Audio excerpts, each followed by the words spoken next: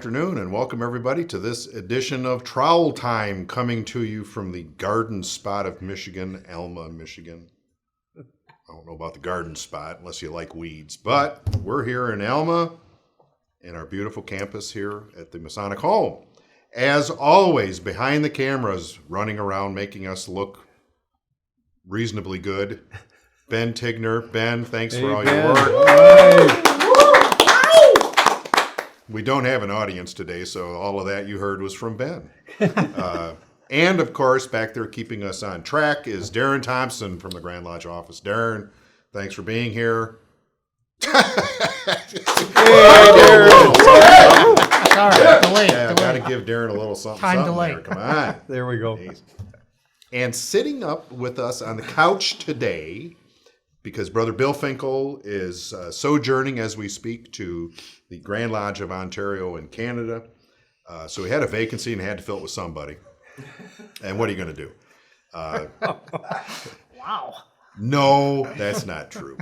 We're really glad to have Brother Len Davis, most worshipful past Grand Master, Hey, all right. on Trowel Time today, and we're going to talk with him in a little bit. And, of course, our right worshipful brother, Tom Braun. Tom's Grand Lecturer of the Grand Lodge, Michigan. Tom's good to have you here. Oh, nice to be here. Beautiful day out today. It's a gorgeous day. Yeah. Gorgeous weather, beautiful day. This is being filmed on the 18th of July, and it really is a nice day outside. So, we put the memo out that today, that the Trowel Time presentations in the summer are casual. And I know that we did because I actually made one up today. Okay. Was it circulated? No. You didn't hit send. So, in any case, I just couldn't bear putting a suit on this morning, so it's casual Bob today. All you guys look very dapper, though, I'll tell you. Ben and I are comfortable. You guys look good, so. Brother Tom. Yes, sir. What are we kind of doing in the summer for ritual? What should lodges be thinking about? What are you working with your district deputy instructors on? That kind of thing. Let's talk a little bit about that. Lodges should start to hold practices for their officers to Great get idea. Proficient when everybody comes back in September. Absolutely. So when they're ready to start their degree work. Yeah. And again, my DDIs and regionals are talking about lodges' responsibilities for building masons for tomorrow. They need to take that responsibility, and it is an awesome responsibility. Mm-hmm. Yeah. So we're pushing that hard. That's good. That's good. I think one of the most important things that a lodge can do during the summer is not go away. That's correct. Don't stop. Even if you're not going to hold a meeting, that's fine. But have a picnic. Have a little supper together. Have something. Have some coffee and donuts. I don't care what it is, but stay together. This is the time for fellowship. There's so many opportunities. Yeah. You don't need to work. Absolutely. Have some fun, but do it as a lodge. Yeah. Absolutely. Good stuff. And there are some degrees out there happening in July and August, so check the calendar and get together as a lodge if you're not meeting and go visit another degree. Check that weekly news. Absolutely. Unscripted comment from the gallery in the back there. There's always places to go through the state. But very valuable. Yeah, absolutely. Most valuable, yeah. Absolutely. And not all lodges I go check dark. that calendar all the time. I don't know where stuff's at, right? I don't check know it what's every going week. on. I know. I go to that calendar all the time. Grand Lodge website, just click on the calendar. I mean, it's powerful. There's great stuff in there. Yeah, absolutely. And we talk about that also. You can't remind the lodges enough to sign up for that weekly e-news. They're just, And if as you they're got something traveling going through on- the state, there's so many things happening. Yeah. Guys, if you got something going on, send it to Darren. Yeah. Put it in the get it in the calendar. Let other people know. Lots of golf outings. I did see that in our e-news yesterday. Lots of golf outings out there. All of us love to golf badly, but we love to golf. We had our and my team down in Coloma just did a magnificent job. I'll tell you, we were robbed, but we did a great job. So We had our golf outing Saturday for Cedar 60. yes, It was sold out, and we had 2 hole-in-ones. One was a Chevy pickup from Bowman Chevrolet, yeah. and one was a Harley Davidson from Arsenal Harley Davidson. Did anybody win them? We had a brother. It was his last hole. He was the last guy in his foursome, and he dropped it in at 202 yards. For which Wow. A Harley. He walked away with a Harley. Oh, come on. Swear to Was his name Larry Inshow? You know? No. We're always wondering about Larry since he started that tradition. It's That's great. beautiful. Yeah, So it we have a was winner exciting. of a Harley from a hole-in-one. And I'm going to send that to Darren, and he can put it in the news next week. I would, and we need to review that tape real closely because I'm very concerned about that. I'm sure the Harley dealer is doing that also. Yeah, He's absolutely. excited. Whoever's paying for the Harley is reviewing that tape very closely. You bet. That's great. I saw some good pictures of you guys on Facebook, and it looked like you were having a good time. Yeah, we did have a great time. That's good. Did you get Excellent all that, stuff. did you? We didn't. The rain held off. Wow. Yeah. I'm sure that all of you out there are asking yourselves, Bob, where can I get one of those really primo shirts that you're wearing? We're going to take a break. Darren's going to talk to you about where you can get one of these, and we'll be right back. Okay. Are you looking for the latest Masonic apparel, materials, and literature from the craft? Look no more. At MichiganMasonicStore.com, you can find everything from hats and shirts to tumblers, blankets, and books. Our shirts come in a range of sizes and with logos and branding custom stitched for the Michigan Masons. Don't wait. Visit MichiganMasonicStore.com now. And welcome back. And now you know how to get your shirt and get all set up for the summer. Right. Get yourself a travel mug. It's a wonderful thing. We got to push it, guys. We got a warehouse of this stuff. We got to get rid of it. So comes time now. Okay. Most worshipful past Grandmaster Leonard K. the Kid Davis. Yes, sir. How's life treating you now? Good, good. Been on a couple camping trips with the wife and the puppies, and just had a great time. We were up in Mackinac 3 weeks ago, and this past weekend we were just close to the house out at Proud Lake. Just had a great time. Looking forward. Got a couple more going for the end of the summer. Yeah, just enjoying stuff. Life was good. It's good. It's a little bit of a transition when you go every night of the week to I go when I want to, but I'm still traveling around and enjoying some fellowship and degrees and one thing or another. That's one of the questions. So what's the biggest change in your life from going from Grandmaster to past Grandmaster? Well, you're not on any of the calendars anymore. They cut you off from that a little bit. Phone doesn't ring as much, but it does ring.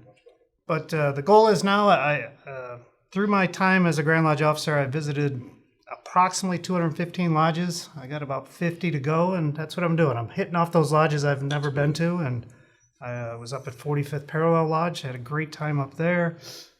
Went to St. Ignace Lodge. Never been there. That was a great time. So Good lodge. that's what they're doing very well up there.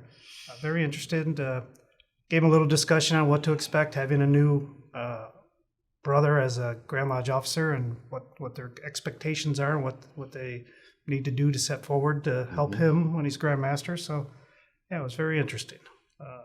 But still visiting. I was out at Horton Lodge. Helped with their awards night the other night. It was a good night. They gave me an honorary membership. It was pretty cool. Yeah. Beautiful. So, Yeah. great little lodge out there. All those lodges working together. That's so great to see. Yeah. So, Wonderful.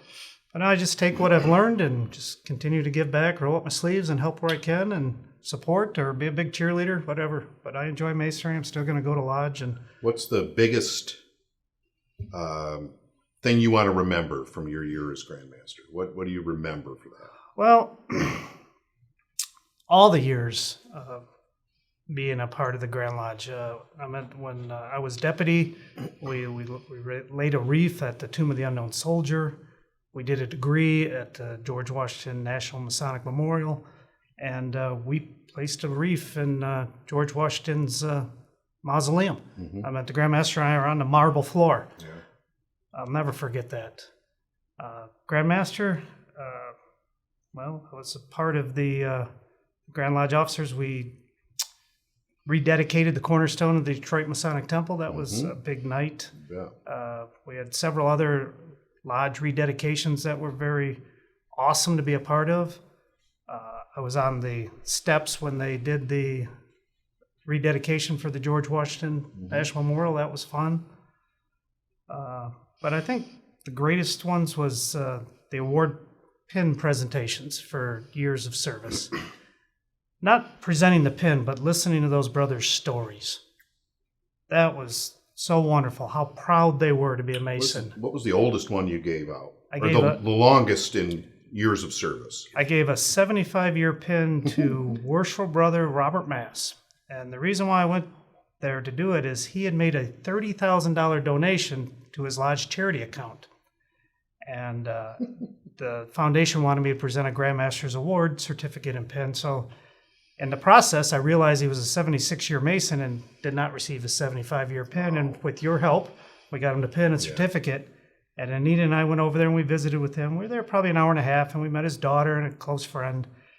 But in discussion of all that, he says, his daughter was there and says, in 1951, her kindergarten class met at the Masonic Temple in Washtenaw, which was Washtenaw Lodge number 65, because they were building the schools in Dexter at that time. And I go, oh, well, how cool is that? Yeah. So I presented Bob his certificate from the foundation, and then I said, I had a special pin for you. And Brother Bob was using a walker. He stood up, had this big smile on his face. We put the pin on him, and he said to me, which probably the most humbling thing, he says, you're the first Grandmaster I've ever met. and it just took me by surprise because I've known the last 35 Grandmasters. And I go, wow. I says, pretty humbled. But he said, I went to Grand Lodge when I was master in 1953. And I go, okay. But you got to remember, that's the heyday of membership. Sure. So there was probably 3,000 Masons there. You didn't get close to the Grandmaster. Easily, and I go, yeah. okay. Yeah.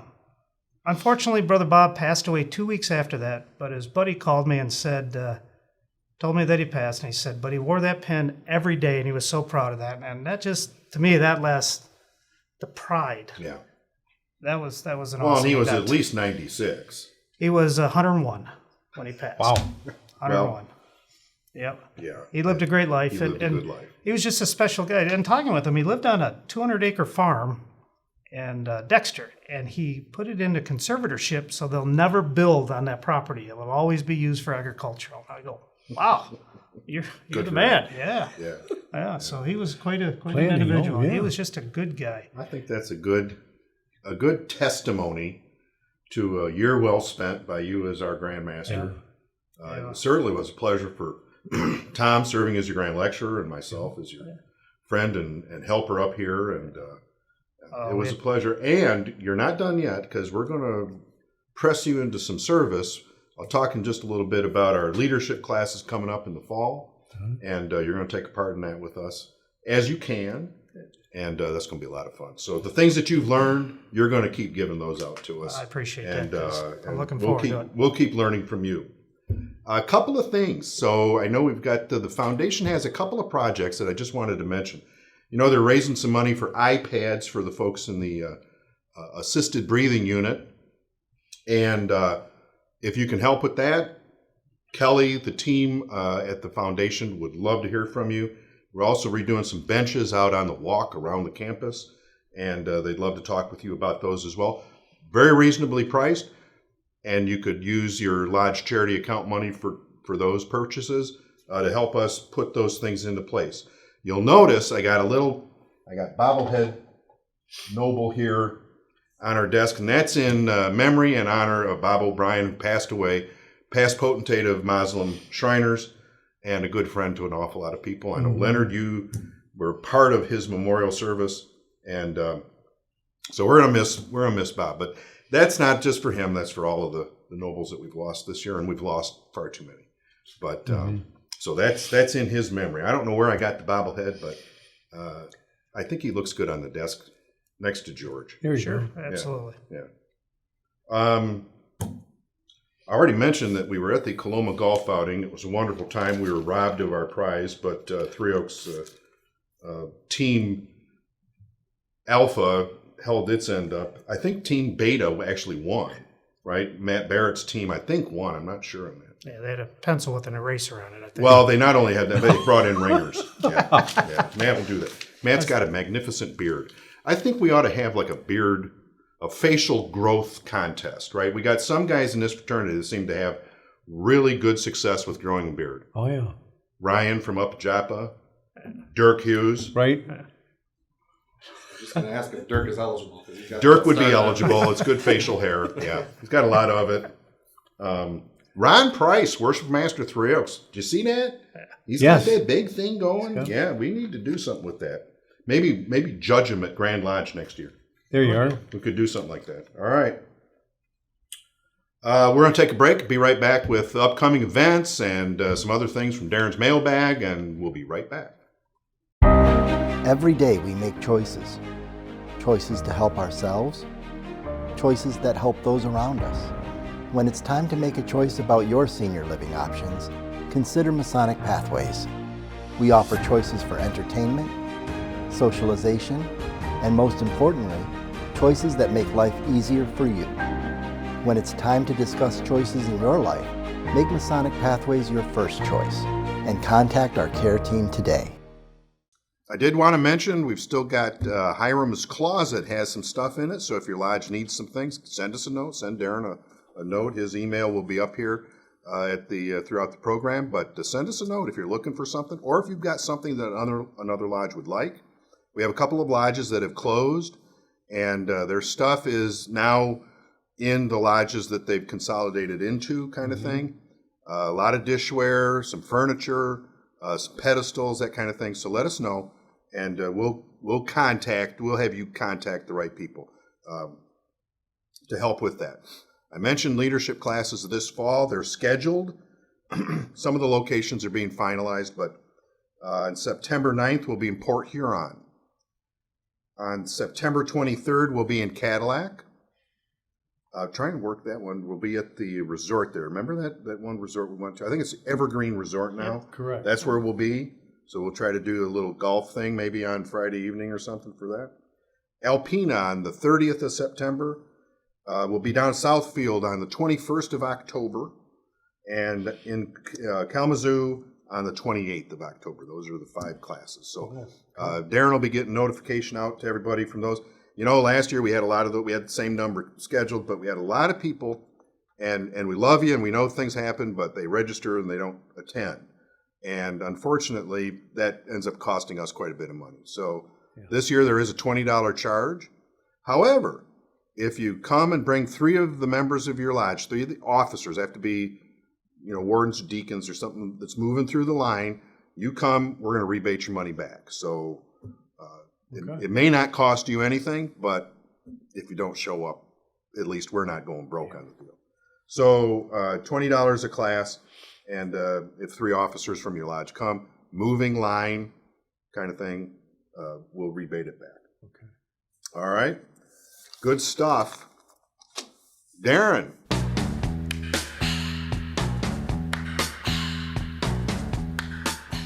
We do have some upcoming events. We'll start with the Bay City Masonic Car Show, which I believe you attended last year. I did. I loved it. I'm going again this year if I can. Yep.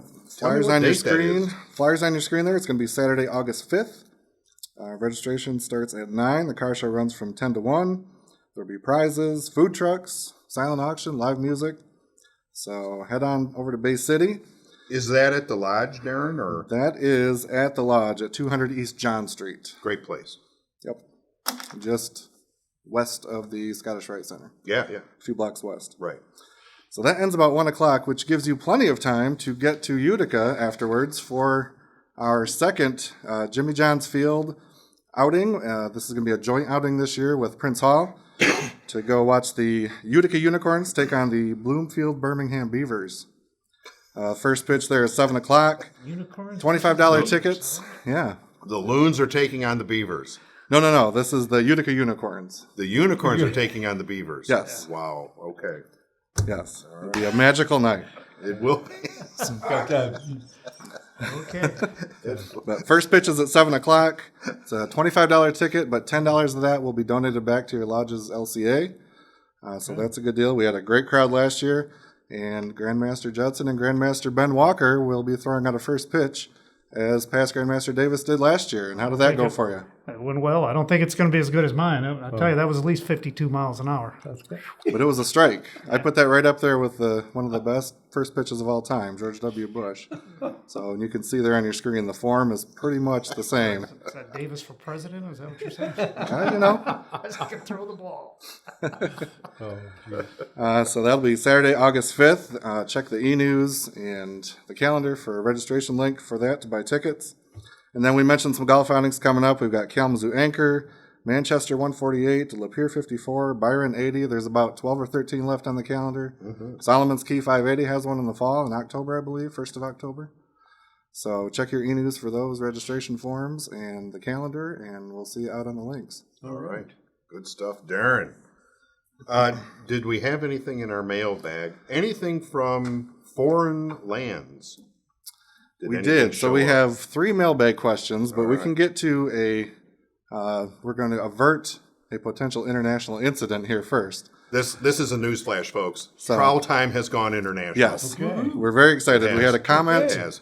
Of the 13 people that watch this regularly, one of them. It's out of the country. I believe it was episode 2 this year that was on location in Marquette. We had a comment on there from @LindaDeasing7890, and this has to do with the humble and tasty lutefisk fish, which Bob talked about in pasty form. That user says, "Excuse me, as a Swede, lutefisk is a very popular food, very special food. Our past prior Carl Karlstrom always had it for his birthday on December 30th. It is an acquired taste." It very much So is. would you like yes. to... It is an acquired taste. It's why everybody left Sweden and came over here. Yeah. You had some ideas of how it was supposed to be prepared and served, Well, correctly? yeah, so I think Bob's comment was more of the lutefisk in pasty form, which he was not a fan of. But the lutefisk, Well, no, I'm not a fan of lutefisk. I don't care how you dress it up. trying to avert the international incident here, but traditionally, instead of pasty form, lutefisk is traditionally served with pea stew, bacon and potatoes. Some also like to serve it with brown goat cheese, syrup, or mustard. So that sounds much better than pasty form. Yeah, only if you serve it with a stomach pump. So bring that with. Yeah. Shit. So we'll give a little shout out to Sweden at the end of the show today. There you go. You know, my I'm homage. 50% Swede, so love the Swedes. Yes. It has nothing to do with Sweden. It's just that I think that when the Great Migration happened from Sweden, Svenska, to the U.S. and Canada, it was really, they were looking for a decent meal. They couldn't find one. They stopped in Michigan. I don't know. That's about it for us. Yeah, so at the end of the broadcast, we'll give Sweden a little shout out, my homage to Tony Kornheiser, if there's any loyal littles out there. So, but we did have 3 mailbag questions to get to. Oh, yes, wait a minute, Mr. Postman. Wait, And the first one is from, you guessed it, Royce Myers down All at right, Star of the Royce. Lake. All right, Roy. Back at it. We got to have Royce Notice in our studio. square and compass is correct Yes. in honor of Royce. We need to get Royce in studio one of these times. We do, yes. But his question this time is, what is the best way for delegates to Grand Lodge to meet the Grand Marshal candidates? Oh, that's a good question. So how do they get together with them prior to Grand Lodge? There's a lot of opportunities at the legislative meetings. They've been inviting the candidates to come in and speak. That'd be one way to do it. I would think another way is to simply invite them to your lodge. Yeah. That would be the Great idea. easiest thing to do. I think that's a great idea. Yeah, absolutely. If you really want to talk to him and you want to get to know him a little Bring bit him better, invite him to your lodge. I think that's a great idea. I don't, I mean, if you wait until Grand Lodge session, you're going to have 260 other people trying to do exactly the same thing. Correct. You're going to hear, they do a good job and they can reach as many people as they can. But if you just really want to talk to them and get to know who they are, I'd invite them to lodge, have a little dinner. Absolutely. Tell them to bring their ladies with if they can. Yeah. Have a good time. I think that's a great idea. All right. And next we have Charles Garrow of Cadillac Clam Lake 331. He's got 2 questions. The first one is, can any instrument be used as the implement of the Tyler's office, or does it need to be a sword of some sort? So could it be a baseball bat or a Well, sickle? Gun. Again, I would say check the ritual. You'll find out that the sword is the implement of his office. He receives it when he's installed. So our position is, or my position is, the sword is the implement and cannot be replaced. If I'm ever I'm going to get a taser. Okay. I That'll swear, work. you show up late. Does that answer? I think it does. I think that's Yeah, right. absolutely. It's got to be a sword, right? It's his It's his jewel. the jewel It's the jewel. Placed in his hands. placed in Right, his it's hand. placed in his hands. Very good. Again, the answer is always in the ritual. But Well, I, not always, but in this case, yes. I have no authority anymore, so yes, I'll go with what Tom says. Well, when you don't have any authority is when you can speak up. So, All right, and our final question is, at what point in the opening does the worship master don his hat? Another good question. It's really up to the master. Some masters will don it at the beginning. Some will don their hat when they rise, and others don it when they declare the lodge open. It's really up to the master on when he's going to put that hat on. I never took mine off. Me neither. We wore it. It looks kind of stupid in the Myers, but yeah. It's tough sleeping with it at first, but you get used to it. It's difficult. Yeah, that's right. Yeah. All right. All right. We did have one more comment. I got to give a shout out to our multiple past master, Kevin McCormick of Alma Lodge 244.